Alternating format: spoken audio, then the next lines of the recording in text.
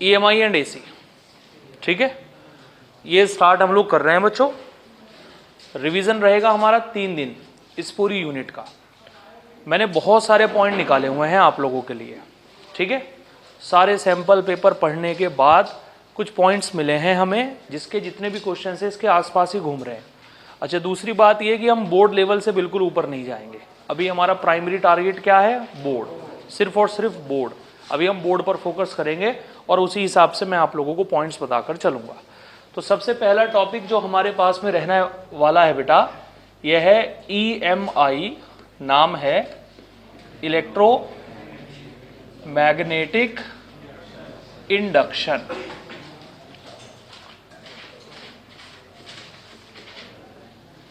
चलिए देखिए, बात को सुनिए ध्यान से। इलेक्ट्रोमैग्नेटिक इंडक्शन, इलेक्ट्रोमैग्नेटिक इंडक्शन में जो सबसे पहला टर्म हमारे पास में आता है, इसे हम बोलते हैं मैग्नेटिक फ्लक्स। देखो साहब, क्या है मैग्नेटिक फ्लक्स? कोई मैग्नेट हमें दे रखी है, ये साउथ पोल है, ये नॉर्थ पोल है। यहां कोई कॉइल रखी हुई है ऐसे। अब होगा क्या, नॉर्थ पोल के अंदर से बहुत सारी लाइंस निकलेंगी ऐसे, और लाइंस इस कॉइल को क्रॉस करेंगी और क्रॉस करके यहां से बाहर निकल जाएंगी। सो मैग्नेटिक फ्लक्स का मतलब ये है कि कितनी लाइनें इस पूरी शीट के अंदर से या इस पूरी कॉइल के अंदर से पास हो रही हैं। कॉइल के अंदर से पास होने वाली जो लाइंस का नंबर होगा, मैग्नेटिक लाइंस का नंबर होगा, उसी को हम मैग्नेटिक फ्लक्स का नाम देंगे। मैग्नेटिक फ्लक्स को हम डिनोट करते हैं फाई से, और इसे हम लिख सकते हैं कुछ ऐसे, B vector dot A vector. इसी को लिखने का एक और फॉर्मूला है हमारे पास में, और वो है phi is equal to BA cos theta. ये जो थीटा है ना हमारा बेटा, ये मैग्नेटिक फील्ड और एरिया के बीच बनने वाला एंगल है। ये जो थीटा आपको दिख रहा है, ये मैग्नेटिक फील्ड और एरिया के बीच में कितना एंगल बनेगा वो है। समझ आ रही बात? अच्छा, यहां जो हमारे पास में फाई है, इस फाई का फॉर्मूला है BA कॉस थीटा। इस फाई को हम बोलते हैं साहब मैग्नेटिक फ्लक्स, मैग्नेटिक फ्लक्स। और ये बड़ी इंपॉर्टेंट चीज है, इस पूरे चैप्टर में इसका नाम बार बार आता रहेगा। आपको पहले क्लियर होना चाहिए इसका कंसेप्ट कि शीट के अंदर से जितनी लाइनें पास होंगी वो मैग्नेटिक फ्लक्स है। इस मैग्नेटिक फ्लक्स की जो SI यूनिट है, इस पर खूब सारे सवाल दे रखे हैं सैंपल पेपर में, ध्यान रखिएगा। मैग्नेटिक फ्लक्स की जो SI यूनिट है हमारे पास में, वो है बेटा वेबर। क्या है? जो दूसरी यूनिट है हमारे पास में, वो है टेस्ला मीटर स्क्वायर। और 1 weber equal to 1 tesla metre square. Weber और टेस्ला मीटर स्क्वायर आपस में बराबर यूनिट है, दोनों की दोनों, कोई ज़्यादा नहीं है कोई कम नहीं है। इनके अलावा जो अनदर यूनिट है हमारे पास में, इनके अलावा जो अनदर यूनिट है साहब, वो है मैक्सवेल। मैक्सवेल, इस मैक्सवेल को हम डिनोट करते हैं MX से, ठीक है। अब जितने भी सवाल आ रखे हैं ना मैग्नेटिक फ्लक्स से रिलेटेड, वो इसी जानकारी से आ रखे हैं। इस पूरी जानकारी से जितने भी सवाल आ रखे हैं, सब सवाल इसी से आ रखे हैं। आप देख लो कि आपके सामने क्या क्या लिखा हुआ है। मैग्नेटिक फ्लक्स, यहाँ से पास होने वाली जो लाइंस का नंबर होगा वो हमारा मैग्नेटिक फ्लक्स कहलाएगा। मैग्नेटिक फ्लक्स का एक फॉर्मूला वेक्टर फॉर्म में ये हो गया, दूसरा फॉर्मूला सिंपल तरीके से हमारा ये हो गया। थीटा यहाँ पर मैग्नेटिक फील्ड और एरिया के बीच बनने वाला एंगल है, ये इसकी यूनिट्स वगैरह हो गई। और इसकी अनदर यूनिट हो गई हमारे पास में मैक्सवेल। समझ में आ रही बात? अब इसी मैग्नेटिक फ्लक्स से रिलेटेड एक लॉ आता है हमारे पास में, जिसे हम बोलते हैं फैराडे लॉ। साहब, फैराडे और हेनरी ने मिलकर बहुत सारे एक्सपेरिमेंट्स किए। फैराडे और हेनरी ने मिलकर खूब सारे एक्सपेरिमेंट किए, और फैराडे और हेनरी ने अपने एक्सपेरिमेंट से ये रिजल्ट निकाला कि अगर आप मैग्नेटिक फ्लक्स में चेंज कराएंगे, मैग्नेटिक फ्लक्स में चेंज कराने का मतलब यह है, अभी लास्ट वाली कंडीशन में आपने देखा शीट के अंदर से 3 लाइनें पास हो रही हैं, तो हमने मैग्नेटिक फ्लक्स कहा कि साहब मैग्नेटिक फ्लक्स 3 है। अगर आप किसी तरीके से लाइंस का नंबर बढ़ाकर 3 से 5 कर देंगे, या 5 से 10 कर देंगे, या 10 से 20 कर देंगे, या इन लाइंस का नंबर आप घटा देंगे या बढ़ा देंगे, तो उसे हम कहेंगे कि मैग्नेटिक फ्लक्स में चेंज आएगा। मैग्नेटिक फ्लक्स में क्या आएगा? चेंज। और मैग्नेटिक फ्लक्स में चेंज आने की वजह से बनेगा EMF। क्या बनेगा? इस ईएमएफ का नाम है बेटा इलेक्ट्रोमोटिव फोर्स। भले ही इसके नाम में फोर्स आ रहा है लेकिन ये फोर्स नहीं है। इलेक्ट्रोमोटिव फोर्स का मतलब होता है वोल्टेज। क्या होता है बेटा? इलेक्ट्रोमोटिव फोर्स का मतलब यानी ईएमएफ का मतलब वोल्टेज से होता है। तो फैराडे की 8 या 11 साल की मेहनत का परिणाम यह है कि अगर आप मैग्नेटिक फ्लक्स में चेंज कराओगे तो ईएमएफ बनेगा। इस ईएमएफ का पूरा नाम होगा इंड्यूस्ड ईएमएफ या इलेक्ट्रोमोटिव फोर्स। ये वोल्टेज का ही दूसरा नाम है। बात समझ में आ रही है? और वो ईएमएफ बनेगा कितना? उस ईएमएफ की वैल्यू रहेगी हमारे पास में -n d phi upon d t. लो बेटा, फैराडे के लॉ के मुताबिक इतना वोल्टेज बनेगा हमारे पास में। n का मतलब है कि कॉइल के अंदर नंबर ऑफ टर्न कितने हैं, कितनी बार उसके अंदर हमने छल्ले से घुमा रखे हैं, कितने टर्न्स हैं उसके अंदर। डी फाई का मतलब यह है कि फ्लक्स में कितना चेंज आ रहा है, और डी टी का मतलब है कि कितने टाइम में आ रहा है, टाइम के अंदर कितना चेंज है। डी फाई का मतलब है कि फ्लक्स में कितना चेंज है, डी टी का मतलब है कि टाइम में कितना चेंज है, और एन का मतलब है नंबर ऑफ टर्न। ठीक है, देखो आप आगे। अभी हमने फ्लक्स का एक फॉर्मूला पढ़ा बच्चों। फ्लक्स का फॉर्मूला था हमारे पास में बी ए कॉस थीटा। बोलो था या नहीं था? और हमने कहा कि भाई ऐसा है, फ्लक्स में चेंज करा दो, फ्लक्स में चेंज करा दो, ईएमएफ मिल जाएगा तुम्हें। क्या मिल जाएगा? और उस ईएमएफ का जो फॉर्मूला है हमारे पास में वो है ये -n d phi upon d t. और उस ईएमएफ को हम कई बार ये d phi upon d t भी लिखते हैं, -d phi upon d t भी लिखते हैं। अब हम आपको बताते हैं कि ईएमएफ बनाने के तरीके कितने हैं। देखो ध्यान से, आप एक काम करो, माइनस के डी अपॉन डी टी। बेटा -d अपॉन डी टी तो है ही हमारे पास में। ये क्या लिखा हुआ है? इस फाई को यहां से उठाओ और यहां रख दो। यहां रख दिया आपने बी ए कॉस थीटा। अरे बोलो रखा? समझ आ रही है बात? अब आप देखो जरा गौर से। एक बार हम क्या करेंगे, मैग्नेटिक फील्ड में चेंज कराएंगे। मैग्नेटिक फील्ड में चेंज कराने का मतलब यह है कि मैग्नेटिक फील्ड को तो अंदर रखो, बाकी जो दो बचे ना, एरिया और कॉस थीटा बचा, इन्हें बाहर लेकर आ जाओ। तो आपका जो वोल्टेज बनेगा वो इतना बनेगा, EMF is equal to minus के ए कॉस थीटा, और यहां क्या बनेगा? DB upon d t. DB upon, इसे हम कहेंगे चेंज इन मैग्नेटिक फील्ड। अगर आप मैग्नेटिक फील्ड में चेंज कराओगे तो इतना वोल्टेज बनने वाला है। दूसरी बार आप क्या करिए बेटा, एरिया में चेंज कराइए। किस में चेंज कराइए? अब देखो, जब आप एरिया में चेंज कराओगे so EMF is equal to, area में चेंज कराने का मतलब है कि बी को बाहर लेकर आ जाओ और कॉस थीटा को बाहर लेकर आ जाओ। लेकर आ गए बी को आप बाहर, कॉस थीटा को आप बाहर लेकर आ गए, क्या बचा आपके पास में अंदर? D A upon d T. बोलो बचा या नहीं बचा? और तीसरी बार की कहानी यह है कि आप कॉस थीटा में यानी एंगल में चेंज करा रहे हो। तो एंगल में चेंज कराने का मतलब यह है कि बी और ए को बाहर लेकर आ जाओ और अंदर क्या बचेगा आपके पास में? Cos theta. लो बेटा, ईएमएफ बनाने का तरीका है फ्लक्स में चेंज कराना, और फ्लक्स में चेंज कराने के हैं हमारे पास में 3 तरीके। पहला तरीका, by changing magnetic field. Magnetic field को अंदर रखा, बाकी दोनों को बाहर रखा। बाय चेंजिंग एरिया, एरिया को अंदर रखा, बाकी दोनों को बाहर रखा। बाय चेंजिंग एंगल, एंगल को बाहर रखा, बाकी दोनों को, एंगल को अंदर रखा, बाकी दोनों को बाहर रखा। बोलो समझ में आया नहीं आया? अब इनमें जो सबसे इंपॉर्टेंट है हमारे पास में, ये बीच वाला है, इसे हम लोग बोलते हैं by change in area. By change in area, या इसका दूसरा नाम होता है मोशनल ईएमएफ, या इसका दूसरा नाम है बेटा हमारे पास में मोशनल ईएमएफ। देखो ध्यान से, कंडीशन हमारे पास में ये है by change in area of coil. By change in area of coil.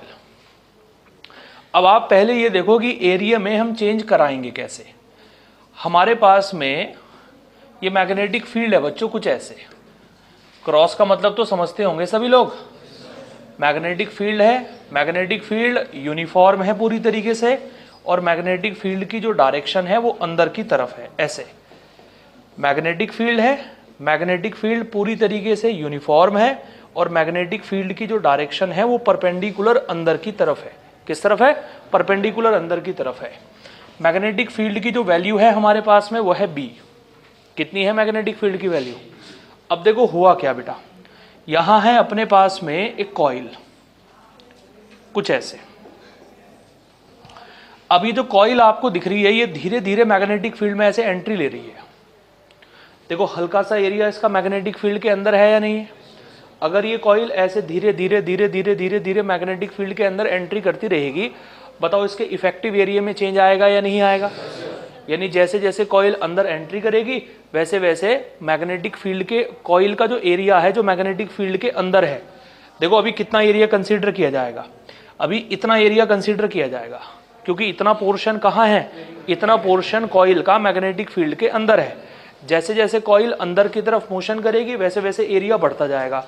तो इसका मतलब यह है कि पहला रिजल्ट हम लोगों को यह मिला साहब, एरिया में चेंज कब आता है, एरिया में चेंज तब आता है जब कोई कॉइल मैग्नेटिक फील्ड के अंदर एंट्री लेती है, यानी मैग्नेटिक फील्ड के अंदर एंटर होती है, या कोई कॉइल मैग्नेटिक फील्ड से बाहर निकलती है। देखो ध्यान से, एरिया में चेंज कब आता है, एरिया में चेंज तब आता है जब कोई कॉइल मैग्नेटिक फील्ड के अंदर एंट्री लेगी या मैग्नेटिक फील्ड से बाहर निकलेगी, तब एरिया में चेंज आएगा। बोलो समझ में आया या नहीं आया।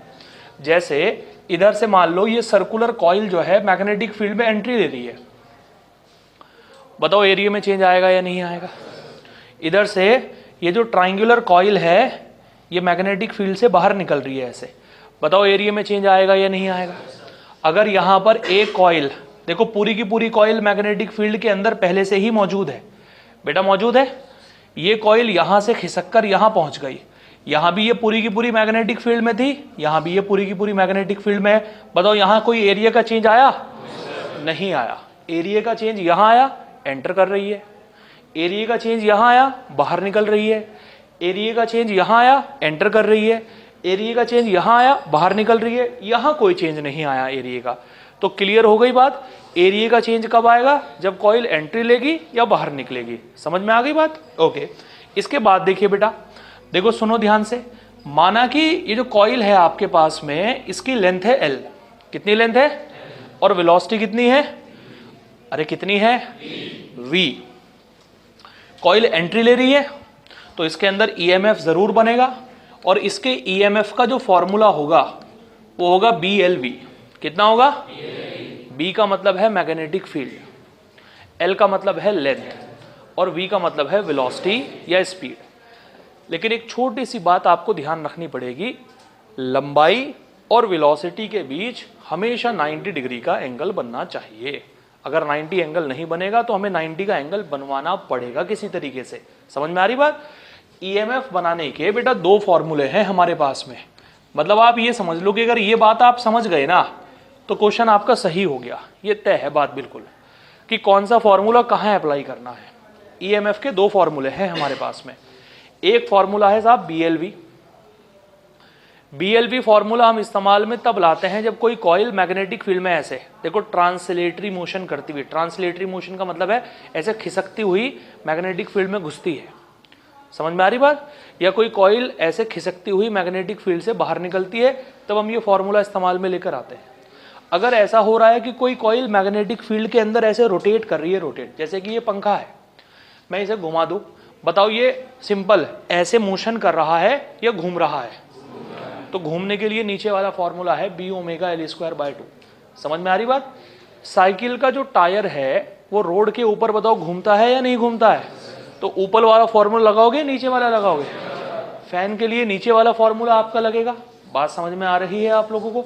तो जहां भी रोटेशन होगा वहां आप वोल्टेज निकालने के लिए अप्लाई करेंगे B⍵L²/2, और जहां सिंपल सा मोशन हो रहा होगा, ट्रांसलेटरी मोशन हो रहा होगा, वहां आप EMF निकालने के लिए क्या यूज करेंगे, BLV। क्या यूज करेंगे, बोलो समझ में आया या नहीं आया। तो बताओ इसके लिए क्या यूज होगा, इसके लिए, इसके लिए, इसके लिए, बोलो समझ में आ गई क्या बात। ठीक है, ये पता चल गया कि कहाँ EMF बनेगा कहाँ नहीं बनेगा। इस केस में EMF बनेगा, इन चारों केस के अंदर बनेगा। अब उस EMF की वजह से जो करंट बनेगी उस करंट की डायरेक्शन क्या होगी, यानी यहां हमें करंट की डायरेक्शन निकालने के लिए अप्लाई करना है फ्लेमिंग का right hand rule, right hand thumb rule. समझ में आ रही बात। अब जब फ्लेमिंग का राइट हैंड थंब रूल हम अप्लाई करेंगे तो उसे अप्लाई करने के लिए एक बहुत छोटी सी शर्त है शर्त यह है कि ये फ्लेमिंग का right hand thumb rule coil के उस हिस्से पर अप्लाई होता है जो हिस्सा ऑलरेडी मैग्नेटिक फील्ड के अंदर कंप्लीटली एंटर कर चुका है। तो बताओ इस कॉइल का कौन सा वायर कंप्लीटली मैग्नेटिक फील्ड के अंदर एंटर कर चुका है? कंप्लीटली बिल्कुल है। चलिए अप्लाई करते हैं। क्रॉस का मतलब मैग्नेटिक फील्ड अंदर, राइट हैंड। क्रॉस का मतलब मैग्नेटिक फील्ड अंदर।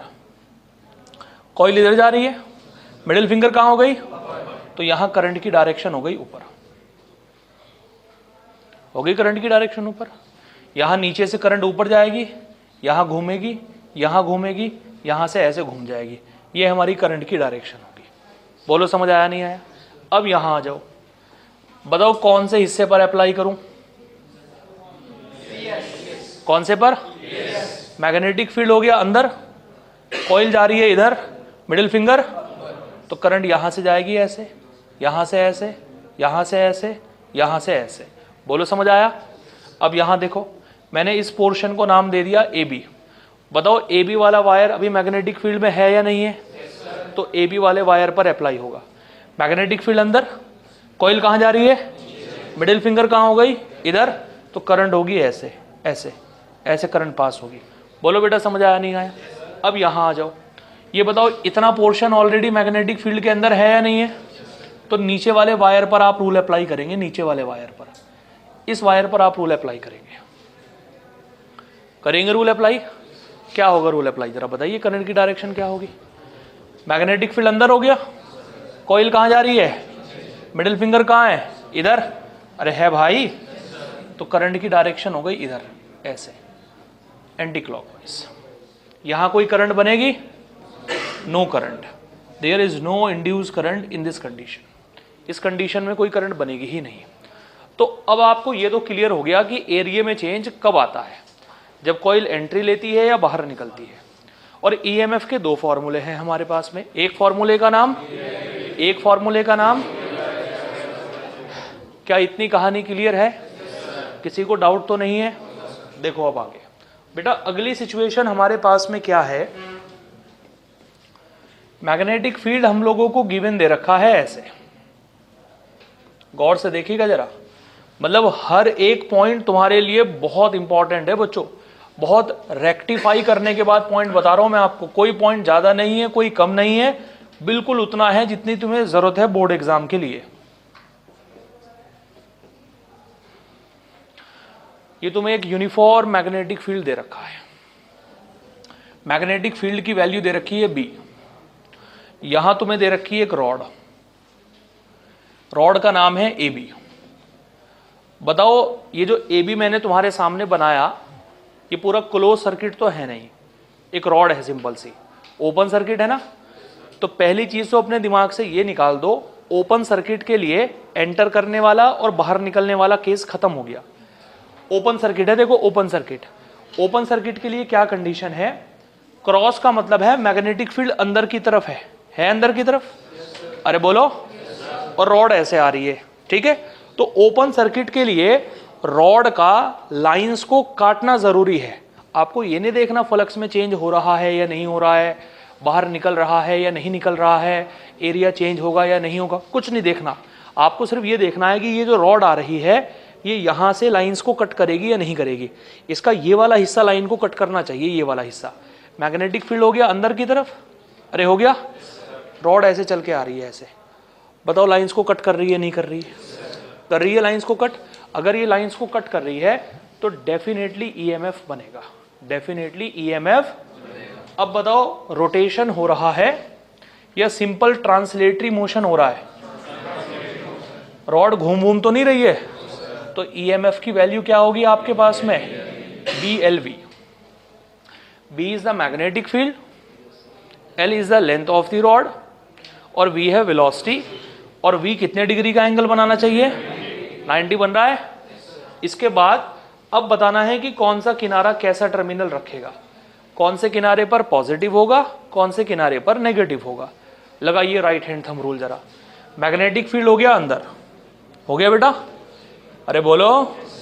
अंगूठा इस तरफ हो गया, बताओ मिडिल फिंगर कहाँ है? तो ये हो गया साहब प्लस, कैसा हो गया? और ये कैसा हो गया? अगर मिडिल फिंगर ऊपर जाएगी ना तो मिडिल फिंगर जिस डायरेक्शन में जाएगी उस तरफ होगा प्लस और उसके अपोजिट साइड होगा माइनस। समझ में आ रही बात? तो ये हो गया प्लस और ये क्या हो गया। अब अगली कंडीशन आप देखो, ये दे रखी है आपको रॉड, ये है एल, ये है पी, ये है क्यू, रॉड मूव कर रही है आगे की तरफ वी वेलोसिटी से और ये एंगल दे रखा है थीटा। सबसे पहले आप चेक करो लाइंस कट हो रही हैं या नहीं हो रही है। मैग्नेटिक फील्ड ऐसे अंदर की तरफ हो गया, अरे हो गया। इस बार रॉड सीधी नहीं आ रही है, ऐसे आ रही है, अरे आ रही है, ये लाइंस हो गई। रॉड ऐसे आ रही है, ऐसे ऐसे ही है ना। बताओ आकर लाइंस को कट करेगी या नहीं करेगी? करेगी कट। इसका मतलब है कि पक्का इसके अंदर ईएमएफ बनेगा, अरे बनेगा, ठीक। अब आप मुझे ये बताइए, हमें वो वेलोसिटी चाहिए जो लंबाई से 90 बनाती हो। ये 90 बन रहा है, कंपोनेंट ब्रेक कर दो इसके। ये v है, अरे है भाई, ये थीटा है, इधर क्या जाएगा v cos थीटा, क्या जाएगा, और इधर क्या जाएगा,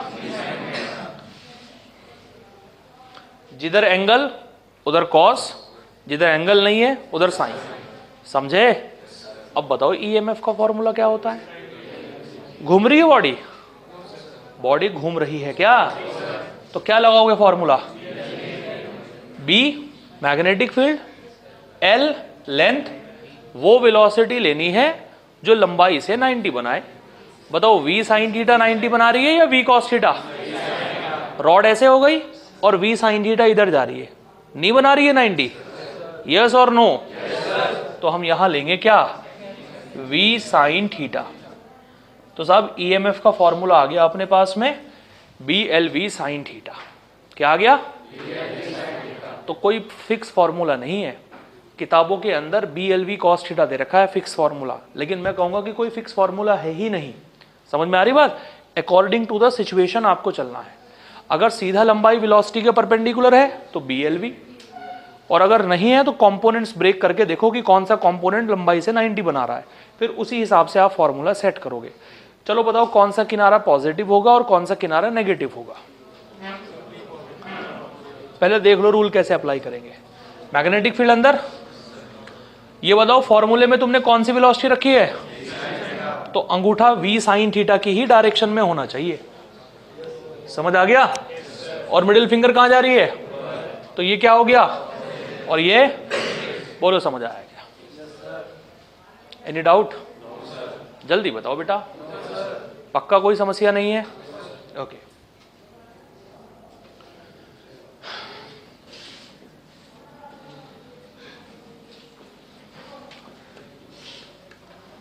ये हमें दे रखा है बेटा मैग्नेटिक फील्ड।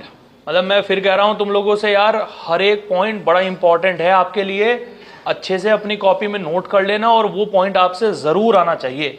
जब चैप्टर का रिवीजन हमारा खत्म हो जाएगा फिर हम इसके ऊपर क्वेश्चंस लगाएंगे, ठीक है? फिर सारे हम इसके ऊपर क्वेश्चंस लगाएंगे। ये मैग्नेटिक फील्ड हो गया हमारे पास में बी। हमें यहां एक रॉड दे रखी है बेटा, ये रही रॉड। रॉड का जो एक किनारा है, ये वाला किनारा, ये है पिवोटेड। पिवोटेड समझते हो? फिक्स बिल्कुल, ठीक है? और दूसरा किनारा है फ्री। फ्री का मतलब है कि ये फिक्स रहेगा, अपनी जगह से मूव नहीं करेगा। और दूसरा किनारा ऐसे घूम रहा है, ऐसे, ठीक है? चलो साहब पहले दिखा देते हैं कि आपको दूसरा किनारा कैसे घूम रहा है।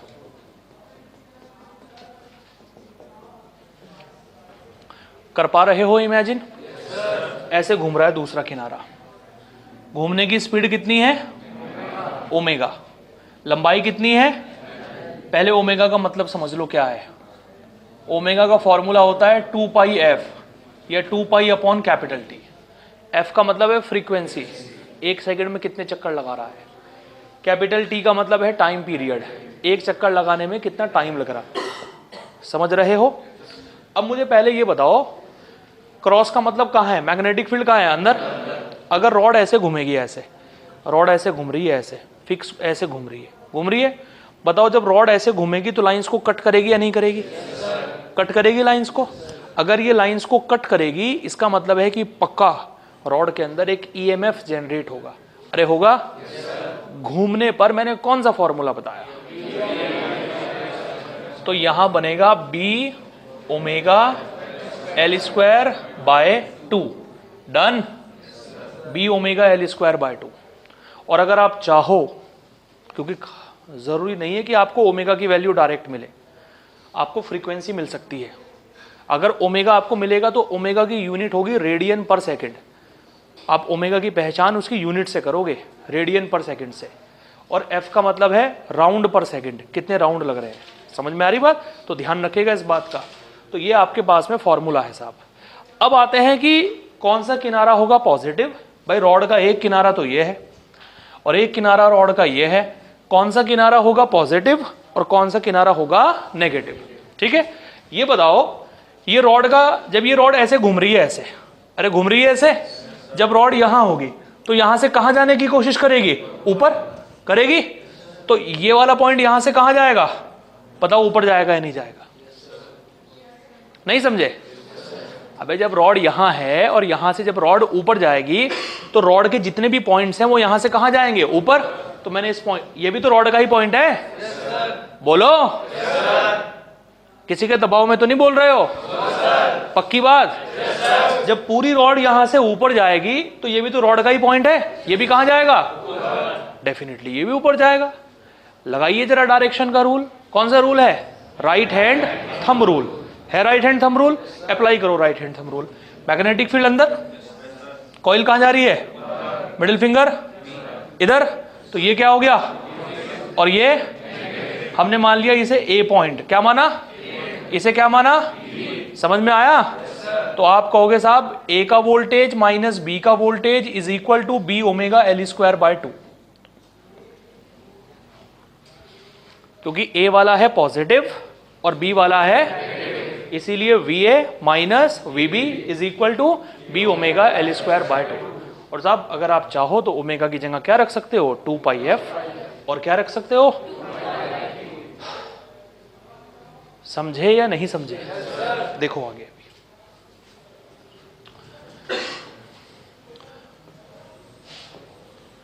अब मैं बार बार यार क्रॉस नहीं बनाऊंगा, ठीक है?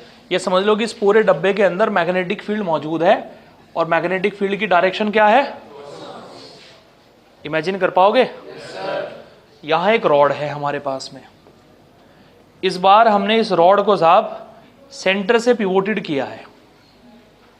अगर सेंटर से पिवोट किया है तो ये किनारा घूमकर कहां जाएगा और ये किनारा कहां जाएगा? तो पहले मैं आपको इतना बता दूं कि जो हम फॉर्मूला इस्तेमाल करते हैं साहब, उस फॉर्मूले में सेंटर की ही वेलोसिटी ली जाती है और सेंटर को ही तुमने पिवोट कर दिया। तो पिवोट करने का मतलब यह है कि सेंटर वाले पॉइंट की वेलोसिटी 0 हो गई। क्या हो गई? 0। तो अगर आप किसी रॉड को या किसी ऑब्जेक्ट को सेंटर वाले पॉइंट से ही पिवोटेड कर देंगे, इसका मतलब पूरी रॉड के अंदर 0 ईएमएफ जनरेट होगा। कितना ईएमएफ जनरेट होगा? समझ में आया? पक्का? पूरी रॉड के अंदर बनेगा 0 ईएमएफ। लेकिन अगर मैं आधी रॉड की बात करूं, इतनी आधी रॉड की बात करूं, तो आधी रॉड के अंदर बनेगा प्लस ईएमएफ, बाकी की आधी रॉड के अंदर बनेगा माइनस ईएमएफ। तो बताओ पूरी रॉड के अंदर कितना ईएमएफ बनेगा?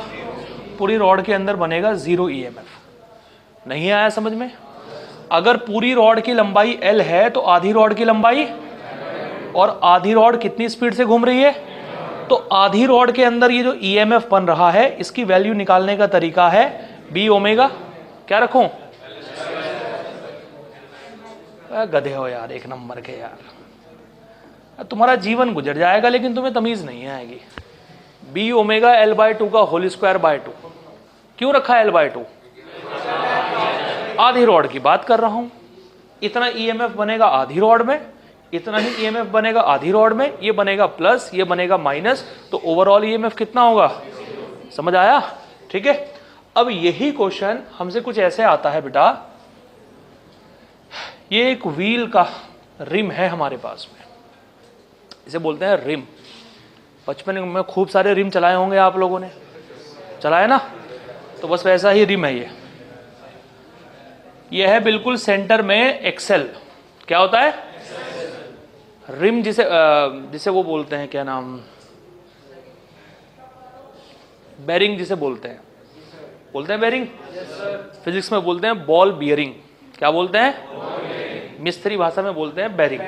ठीक है, तो यह है बॉल बियरिंग, एक्सल इसका नाम है। ठीक है, एक्सल से रिम के बीच में लगे हुए हैं स्पोक्स। क्या लगे हुए हैं? होते हैं ना भाई। आजकल तो साइकिल भी एलॉय व्हील्स में आ रही हैं, स्पोक का तो जमाना ही खत्म हो गया। साइकिल में आ रहे हैं स्पोक। मेरी साइकिल के स्पोक तो यार रोज टूटे रहते थे बिल्कुल। अभी भी ऐसे ही होता है? नहीं टूटते अब? क्यों? तुम्हारी साइकिल वाइब्रेनियम की बनी हुई है भाई, हैं?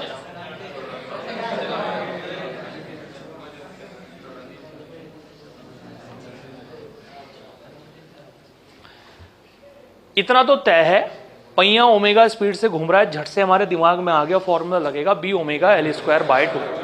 समझ में आ रही बात? सारे के सारे स्पोक पैरेलल कॉम्बिनेशन में है। देखो ध्यान से, इस स्पोक को आप देखो, इस स्पोक का एक किनारा कहाँ जुड़ा है? सेंटर एक्सल में। एक किनारा कहाँ जुड़ा है? रिम में। अरे जुड़ा है। दूसरे स्पोक भी axle rim, axle rim, axle rim. सारे के सारे स्पोक एक्सल और रिम के बीच जुड़े हैं, 2 पॉइंट्स के बीच जुड़े हैं। एक पॉइंट का नाम क्या है? एक्सल। एक पॉइंट का नाम क्या है? तो इसका मतलब ये सारे स्पोक पैरेलल में है। काय में है? अब करंट इलेक्ट्रिसिटी का वो कोटेशन याद करो जो ओम्स ने बताया था कि साहब पैरेलल में पोटेंशियल कैसा रहता है? तो जितना एक स्पोक में बनेगा उतना ही सारे स्पोक में बनेगा, और पूरे पहिए के अंदर भी उतना ही वोल्टेज बनेगा। ये इस चैप्टर का सबसे बड़ा धोखा है जो तुम्हें दिया जाता है। एनसीईआरटी में भी कई बार इस तरीके का क्वेश्चन है, एक स्पोक में 2 वोल्ट बनेगा। एक साइकिल के अंदर 100 स्पोक है, बताओ पूरे पहिए के अंदर कितना बनेगा साहब? 2 ही वोल्ट बनेगा। समझ में आ गई बात? क्योंकि सारे के सारे स्पोक काहे में लगाए गए हैं? पैरेलल में। काहे में है? और पैरेलल में पोटेंशियल कैसा रहता है? तो भैया ऐसा है, एक स्पोक में बनेगा B omega L square by 2। समझ आया विकांशु? बी क्या है यहां पर? गजब, अरे वाह। अबे जिसकी कहानी चल रही है यार, ये कहानी के नायक को ही भूल गया यार। मैं तो हीरो को ही भूल गया, हीरोइन को देखने आया हैं? गधे। B omega L square by 2, इतना वोल्टेज बनेगा एक स्पोक के अंदर। दूसरे स्पोक के अंदर इतना ही, तीसरे स्पोक में, चौथे में, पांचवे में, और पूरे पहिए में। समझ में आ गई बात? पक्का? अब एक स्पोक को पकड़ो, डायरेक्शन बनाएंगे कि कौन सा क्या, कौन पॉजिटिव होगा कौन नेगेटिव होगा। समझ आ रही है बात? ये बताओ पहिया कहां जा रहा है? आगे। स्पोक कहां जाएगा? तो स्पोक का एक पॉइंट पकड़ लो, ये भी कहां जाएगा? ऐसे नीचे आएगा ना। लेकिन अगर एक पॉइंट को हम देखें तो उस पॉइंट पर वेलोसिटी ऐसे आगे की तरफ होगी। इस स्पोक की वेलोसिटी कहां होगी? ऐसे। इसकी यहां ऐसे होगी, इसकी ऐसे, ऐसे ही होगा ना। ठीक है, माना कि मैग्नेटिक फील्ड क्या है? क्रॉस। ठीक, किसी भी एक स्पोक को पकड़ लो, जरूरी नहीं कि आप हर पर अलग अलग अप्लाई करो, किसी भी एक को पकड़ लो। मैग्नेटिक फील्ड कहां हो गया? अंदर। स्पोक कहां जा रहा है? इधर। मिडिल फिंगर नीचे। ले भैया, ये क्या हो गया? प्लस, और ये क्या हो गया? माइनस। अच्छा लेफ्ट लगा दिया।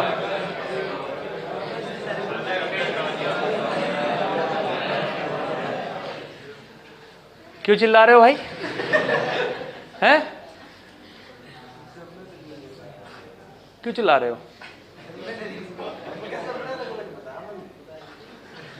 मैं ये देखना चाह रहा था कि तुम बताते हो या नहीं बताते।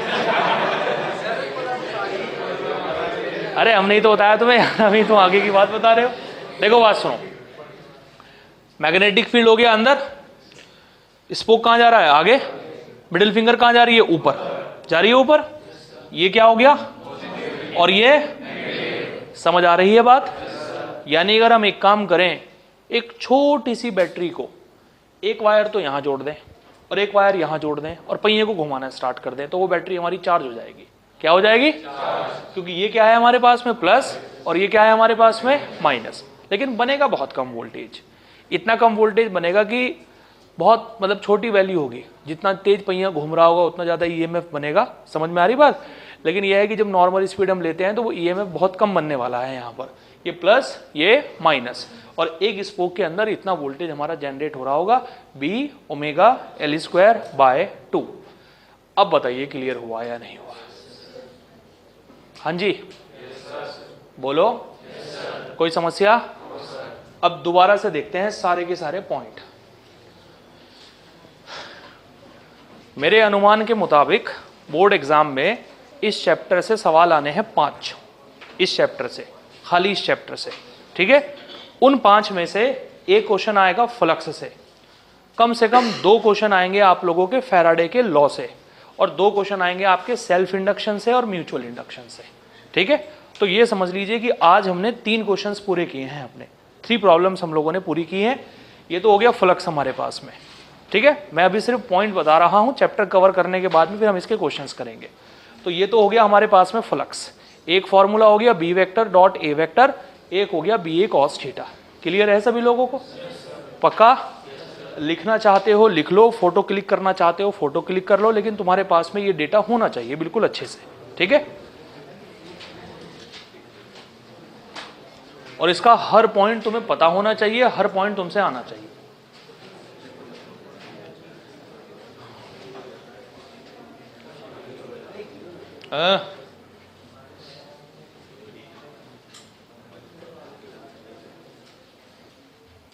डन?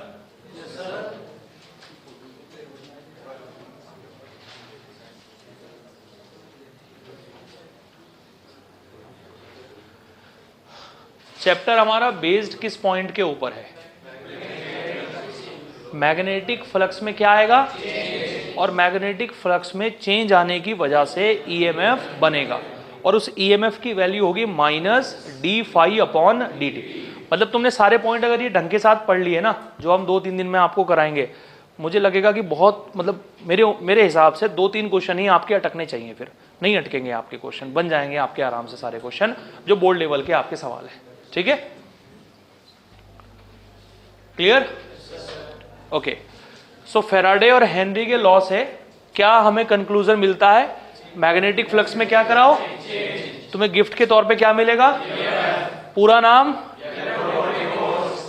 दूसरा नाम, और इतना वोल्टेज जनरेट होगा। एन हो गया नंबर ऑफ टर्न, और डी फाई हो गया चेंज इन फ्लक्स, और डी टी हो गया चेंज इन टाइम। ओके,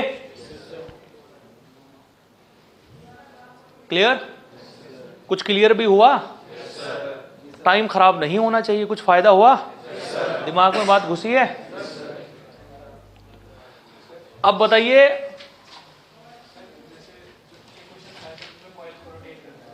हाँ हाँ, इंड्यूस 2 होगी डायरेक्शन, एक बार एक तरफ होगी एक बार एक तरफ होगी, बताऊंगा आगे जब एंगल में चेंज करेंगे। अरे सुनो भाई, ये हो गया फ्लक्स। कितने तरीके हैं फ्लक्स में चेंज करने के? 3। एक बार किसे चेंज करेंगे? एक बार तो तीनों अलग अलग लिख दिए मैंने आपके सामने। बी को चेंज करेंगे तो बी अंदर हो गया, एरिया चेंज करेंगे तो एरिया अंदर हो गया, और एंगल चेंज करेंगे तो एंगल अंदर हो गया। जब ये एरिया अंदर है ना, वो जो सुन लो ध्यान से, जब ये एरिया अंदर है तो इसी को फर्दर रिजॉल्व करके, यानी इसी को आगे ड्राइव करके 2 फॉर्मूले निकलते हैं। एक का नाम क्या है और एक का नाम क्या है? एरिया वाले से ही ये 2 रिजल्ट निकलते हैं। ये कब इस्तेमाल में लाया जाता है? कॉइल ऐसे एंटर कर रही है, समझ आ रही बात? और अगर रोटेट करेगी, बस के ऊपर वो तुमने गिरनी सी देखी है, हवा टकराती है और वो घूमना स्टार्ट कर दे, कौन सा फॉर्मूला लगाओगे वहां पर? डन? फैन के लिए भी ये लगाओगे। जो तुम्हारी विंड मिल होती है, अगर कोई पूछ ले कि उसके अंदर बताओ कितना ईएमएफ बनेगा, B omega L square by 2।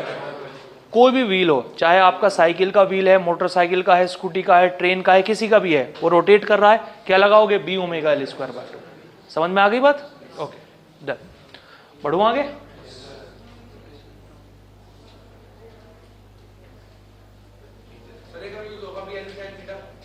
कौन से वाला? कहाँ है B L V sine theta? अच्छा आगे है, आगे बताता हूं अभी। बेटा ये क्लियर है सभी लोगों को? कब फ्लक्स में चेंज आ रहा है, कब नहीं आ रहा है, कब एरिया में चेंज आ रहा है, कब नहीं आ रहा है? ठीक है? अरे ठीक है,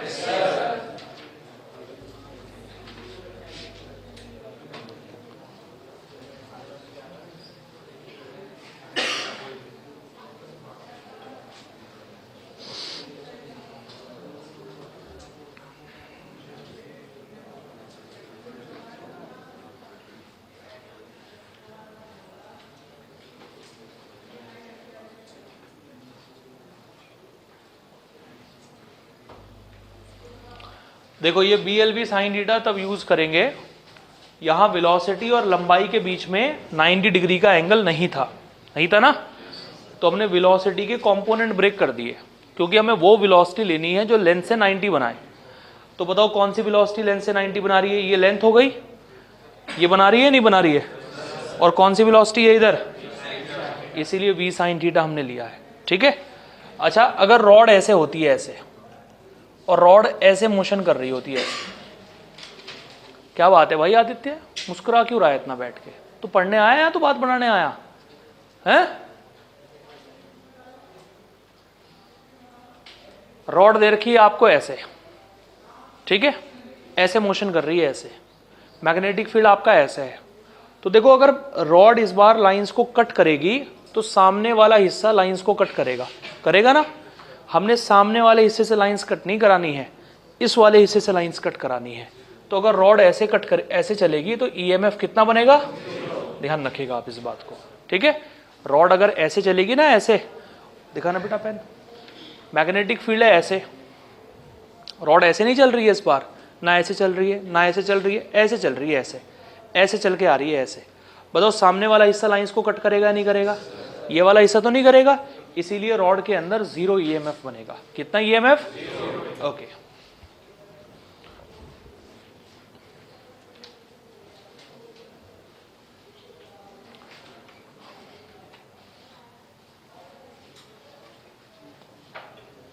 बढ़े आगे, ये समझ में आ गया? जल्दी बताओ समझ में आ गया? यहां कितना EMF बनेगा? अगर यही रॉड हमारी सेंटर से पिवोटेड होती फिर कितना बनता? अगर यही रॉड सेंटर से हमारी पिवोटेड होती तो इसके अंदर 0 EMF बनता बच्चों। कितना EMF? ठीक है। ये देखो ये वाला केस है, आधी रॉड में EMF बन रहा है, आधी रॉड में EMF बन रहा है, लेकिन पूरी रॉड में कितना बन रहा है? पूरी रॉड में 0 बन रहा है हमारा, ठीक है, क्योंकि रॉड हमारी सेंटर से पिवोटेड है और सेंटर की वेलोसिटी हमें चाहिए होती है, और वही वेलोसिटी 0 हो गई तो कितना हो गया? EMF भी 0 हो गया। डन? बेटा ऊपर ऊपर से मत देखना, अच्छे से पढ़ना बिल्कुल, क्योंकि ये लास्ट है बिल्कुल आपकी, ये समझ लीजिए कि फाइनल प्रिपरेशन है आपकी, ठीक है। इसके बाद मौका नहीं मिलेगा बिल्कुल भी, ठीक है।